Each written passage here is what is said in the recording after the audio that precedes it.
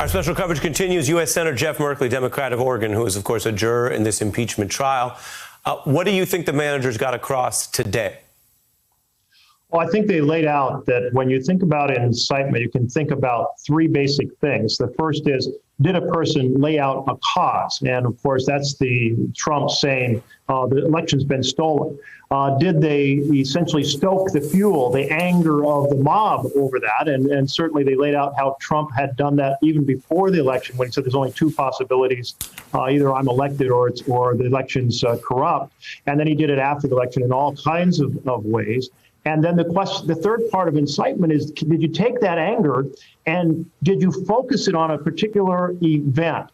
Did you incite an event? And of course, what we learned was that he rescheduled what was supposed to happen after the installation of the new president to January 6th, timed it so the speeches could again gear people up, invited people to it who had been violent in the past and aimed them at the Capitol. And then when they proceeded to beat up police officers, he remained silent. And in fact, we now hear he was delighted, he was pleased, and wondered why other people weren't as pleased as he was. So that was a very, very powerful case.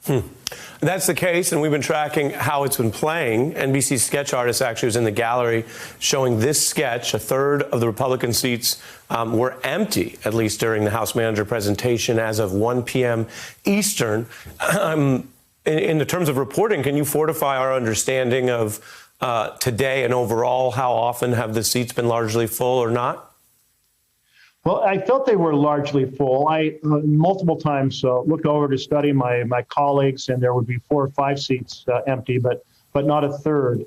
At 1 p.m., I'm surprised it's only an hour in. Later, people get up, they stretch, stand in the back, go to the bathroom, grab some water. But I did feel as the day wore on, and they were hearing arguments that had largely been touched on before, that another number of them seemed to be checking out somewhat more.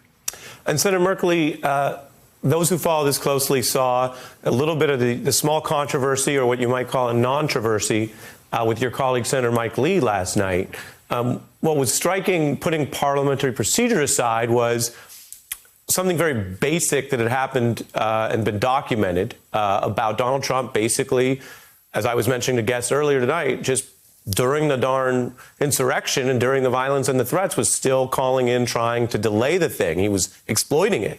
And there were voicemails that have been confirmed. Senator Lee's office confirmed these calls that went into him that were also designed for another senator. And then we had that whole thing on the floor last night. I know y'all try to be respectful of each other, and every senator does have certain procedural rights, which I know, of course, from working in the Senate. But can you shed any light on that? Because it looked both petty and counterfactual. Yes, so the senators are not very aware of the rules that we agreed to. My understanding is that he could have submitted an objection in writing and had it brought up by the defense lawyers. But not knowing all that, he stood up, he made an objection. He was very forceful about, hey, this was said about me, and I want to say that's not true.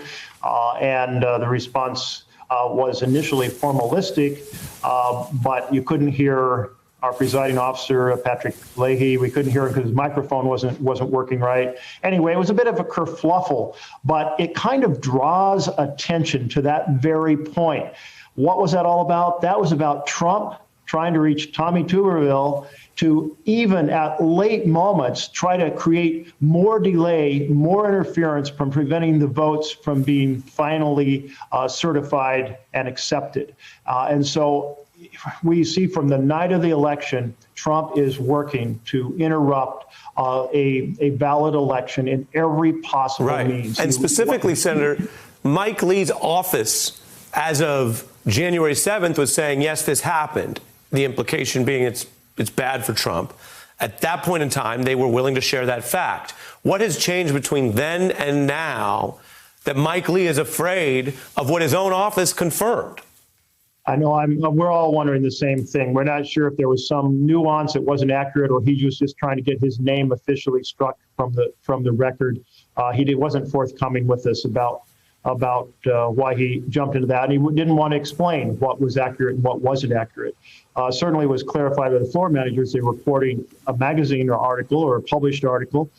So they were not inventing some fact. And as you point out, his office had confirmed it.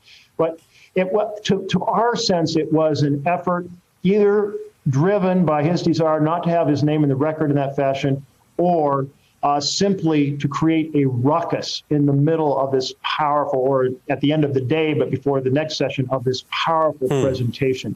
You would think every Republican right now is going, we know that if it wasn't our base being so dedicated to Trump because they live inside the Trump media bubble, we would absolutely be voting to convict, because this is overwhelming insurrection. We haven't seen the Capitol stormed in 200 years. The president clearly was involved in every aspect of its planning and conduct. He wasn't apologetic.